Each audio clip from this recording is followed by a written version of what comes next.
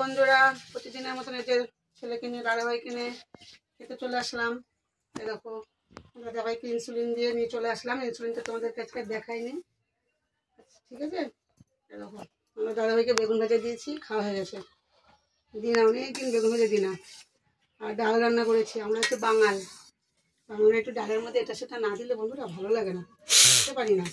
Tomato দিয়ে সিম দিয়ে ডাল করেছি। এই দেখো দেখো সিম ডাল করেছি। ডালটা একটু গাঢ় গাঢ় করেই করি, ভাত দেবো না দাদাভাইকে। ছেলের ভাত বেড়েছি, ক্যামেরা ধরছি তো, যার জন্য ছেলে একটু পরে বসবে খেতে। আর এই যে চিপস,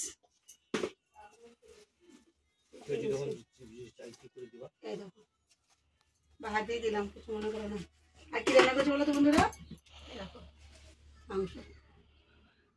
আজকে ভাইরা মনটা খুব খারাপ, কেননা এই মাংস রান্না করেছি। আমার ভাইয়ের একটা ছোট ছেলে আছে, 7 বছর 8 বছর বয়স।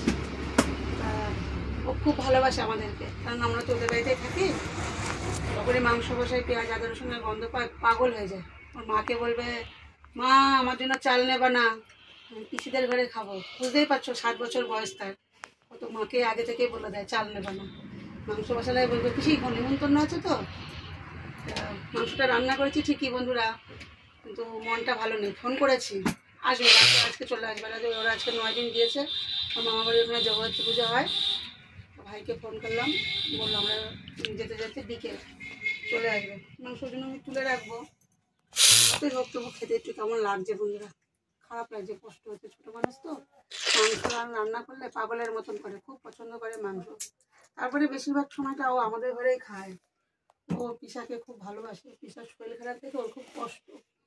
ও পিসাকে কোথায় ব্যথা হচ্ছে, ঘাড়ে ব্যথা, পায়ে ব্যথা, বলবো আমি তোমাকে পা টিপে দেবো, ঘাড় টিপে দেবো। ও সবসময় পিসার পিছন পিছনে থাকবে। খুব মানে ওর খুব খারাপ লাগে। ডায়ালিসিসে গেলে ফোন করবে, ও পিসা তুমি ডায়ালিসিস নিচ্ছ, তোমার সব কেমন আছে, তুমি ঠিক আছে তো? ছেলের শরীর বন্ধুরা একটুকু ভালো না, ঠান্ডা লেগেছে। ঠান্ডা তো লাগবে, ঘুরে ঘুরে বেড়াবে। ঠান্ডাটা লেগেছে, ওই পার্কে গিয়ে বসবে। ঠান্ডাটা হট করে ঠান্ডাটা পড়ে গেল। ঠান্ডাটা ভালো মতনই লেগেছে, খুব কষ্ট পাচ্ছে ঠান্ডায়। স্নান করতে দিলাম না আজকে, মাথা ধুয়ে দিলাম। আমার ছেলে এর মাথা আমাকে দিয়ে দিতে হয়। বড়ো হয়েছে কিন্তু বুদ্ধি নেই বন্ধুরা। যাই হোক, সব কিছু করে দিতে হয়, কিছুই করতে পারে না, সব কিছু করে দিতে হয় ওকে। ভাত মাখিয়ে খাইয়ে দিতে হয়। এমন দিন যায়, ঘুমিয়ে থাকে, তুলে খাওয়াতে হয়। আমি এখনো পর্যন্ত সারাদিনে এখনো পর্যন্ত কিছু খাইনি। সকালে একটু চা আর বিস্কুট খেয়েছি। ছেলের শরীরটা খারাপ, আমার দাদাভাইয়ের তো শরীরটা খারাপ, সে তো আছেই।